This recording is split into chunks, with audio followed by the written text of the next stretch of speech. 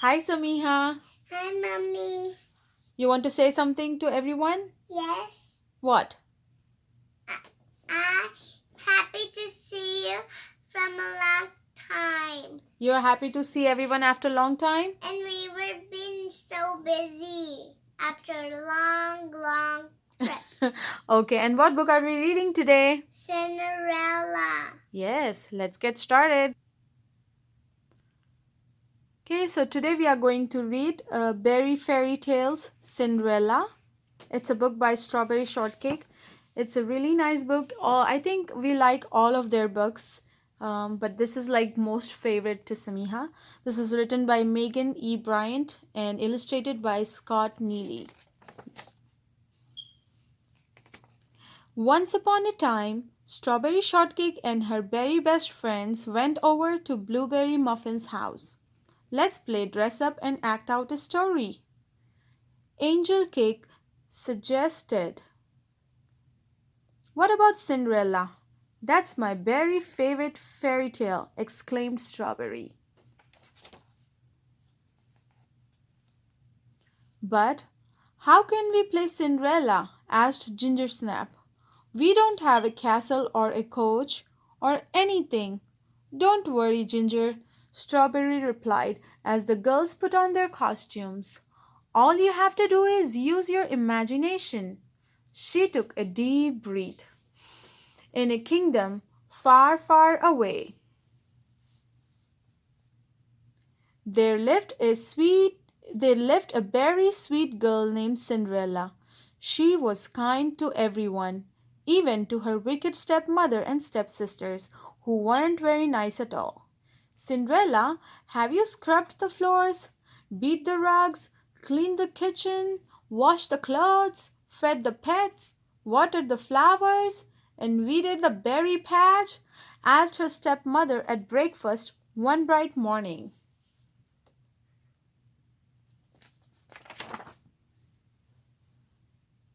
Not yet, dear stepmother, but I will, said Cinderella cheerfully. Just then there was a loud knock at the door. Cinderella ran to answer it. Hear ye! His Royal Highness Prince Charming is hosting a ball tonight to find the next berry princess to tend the royal berry patch. The entire kingdom is invited, and all young ladies are required to attend, announced a royal page. Cinderella's stepsisters squealed, How very exciting! I hope the prince picks me. I want to live in the palace. Me too, exclaimed Cinderella. I would take good care of the royal berry crop and help it grow better every day. Just a minute, Cinderella, her stepmother said. Who said you could go? But the royal page said that the entire kingdom is invited. Cinderella said, and every young lady. All right, Cinderella's stepmother replied with a nasty smile. You can go, but if and only if you finish your chores. All of your chores. I will work very hard, exclaimed Cinderella. Thank you, stepmother. In truth, though the wicked stepmother had no intention of letting Cinderella go to the ball, Cinderella had a gift for growing the best berry crop. Her stepmother knew that the prince would never pick one of her own daughters to be the berry princess if he knew about Cinderella. So she kept Cinderella busier than ever. Cinderella, fix my hair, barked her stepmother. Cinderella, mend my dress, ordered her stepsister. Cinderella, polish my shoes, snapped her other sister. Cinderella's stepmother and stepsisters kept her so busy that before she knew it, the clock was chiming 6 and she hadn't finished any of her chores. In a flurry of petticoats and ribbons, Cinderella's stepmothers and stepsisters and stepmother hurried off to the ball, leaving poor Cinderella home alone. I wish I could have gone to the ball too, she said quietly. A single tear slipped down her cheek and landed right on a plump, red strawberry. Suddenly, the strawberry began to grow bigger and bigger until it was the size of a coach. Why are you crying, my dear? Asked a beautiful lady as she stepped out of the strawberry coach. I am your berry godmother, and I have come to send you to the ball. Send me to the ball? Cinderella asked. Of course, replied her berry godmother. No one in all of the strawberry land loves berries as much as you do. But how can the prince pick you to be the new berry princess if you don't even go to the berry ball? But I can't go to the berry ball, said sadly. I don't have anything to wear and no way to get there. Her berry godmother winked with a wave of her berry wand. Strawberry sparkles filled the air, and Cinderella found herself dressed like a beautiful princess. Thank you so very much, exclaimed Cinderella as she twirled around. You're welcome, my dear, but remember to be home before the clock strikes midnight, or all the magic will disappear. I will, promised Cinderella, and she got into the coach and hurried off to the ball. Before long, Cinderella arrived at the palace. It was the most beautiful place she had ever seen. Tall turrets gleamed against the night sky as tiny berry lights twinkled like little stars. A royal page hurried over to her carriage. Welcome, my lady, announced the page. Prince Charming is receiving guests in the grand ballroom.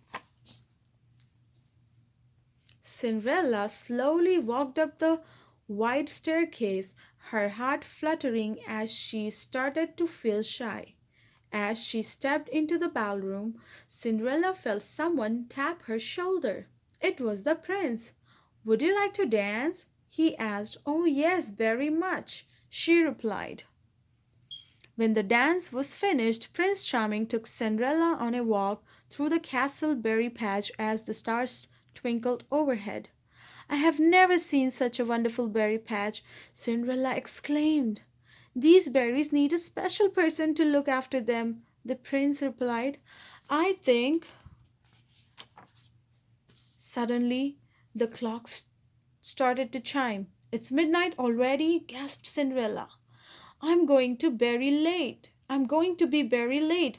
I have got to go. She spun around and raced down the palace steps.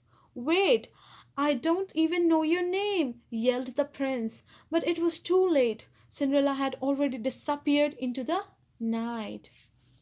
Cinderella was almost home when the last stroke of midnight was heard through the land. Her coach, her gown, everything had disappeared except for one shiny strawberry slipper. That's very strange, Cinderella said. I must have lost my other shoe when I ran away from the palace. Cinderella hurried home in her tattered dress and bare feet, carefully carrying her strawberry shoe. She slipped the shoe under her pillow, tucked into bed, and fell asleep with a smile still on her face. The sun was shining brightly the next morning when Cinderella awoke. Going to the ball was like a dream come true, she whispered. I'm so glad I have my shoe to remind me that it really happened. Downstairs, Cinderella was busy making breakfast when her sleepy stepsisters and stepmother wandered into the kitchen, yawning loudly. Good morning, Cinderella said cheerfully. How was the ball? Too bad you couldn't have been there, one of the stepsisters replied. It was quite scandalous. The prince spent all his time with a strange young lady no one had ever seen before. Then she ran off into the night. How very odd, Cinderella said as she smiled to herself. There was a loud knock at the door. Cinderella, go answer the door, ordered her stepmother. To Cinderella's surprise, it was the royal page with an entourage from the castle. By decree of His Royal Highness Prince Charming, all young ladies in the kingdom must try on this shoe, announced the page. Whoever it fits will become the next berry princess. Stay in the kitchen, Cinderella's stepmother hissed. Don't come out until I call you. She pushed Cinderella through the kitchen doors just as the prince entered the cottage. The page tried to fit The page tried to fit the shoe on one of the stepsisters, but her foot was way too long. Then he tried to fit the shoe on the other stepsister, but her foot was way too wide. Aren't there any other young ladies there? Asked Prince Charming sadly. We have tried every other house in the kingdom. What about the young lady who answers the door? Asked the page. That's nobody, replied the stepmother. Just Cinderella, and she didn't go to the ball. Hearing her name, Cinderella burst out of the kitchen. Yes, I did, she said, and I would like to try on the shoe, please. It fit perfectly. Cinderella showed the prince her other strawberry slipper. You are the one, Prince Charming exclaimed. Cinderella, will you be my berry princess and help tend all the strawberries in the land?